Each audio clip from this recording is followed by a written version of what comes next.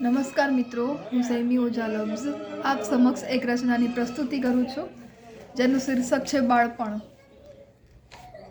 બાળપણ તો જીવનના સોનેરી દિવસો છે.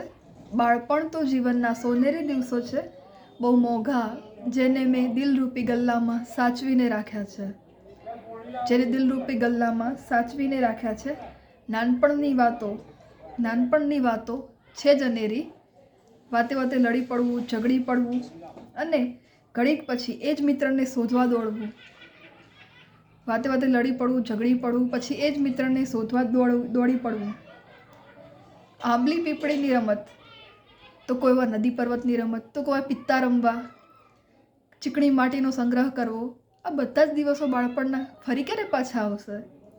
આ બધા દિવસો ફરી ક્યારે પાછા આવશે?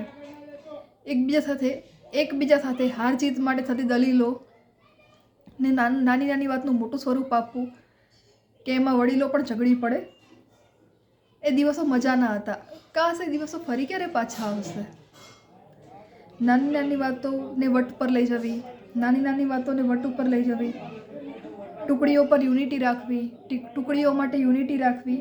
આ બધી જ વાતો એ મીઠી યાદ છે, એક ચાસણી જેવી યાદ છે જેને વારંવાર મમડાવવાનું મન થાય, જેને જીવવાનું મન થાય. કાશ આ દિવસો ફરી પાછા આવે એવી આશા દિલમાં અકબંધ રહે છે.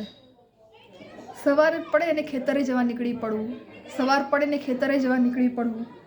વરસાદ હોય કે સવાર પડે ત્યારે ખેતરે જવા નીકળી પડવું, વરસાદ હોય ત્યારે છબછબિયા કરવા, સ્કૂલમાં ના જવા માટે બહાનું કાઢવું, અથવા તો જાણે અજાણે ભગવાનને પ્રાર્થના કરવી કે વરસાદ વધુ પડે કે તાકી સ્કૂલ જવું ના પડે. એ માટેના પ્રયત્નો આપણા હોય. રિક્ષામાં સારી જગ્યાએ બેસવા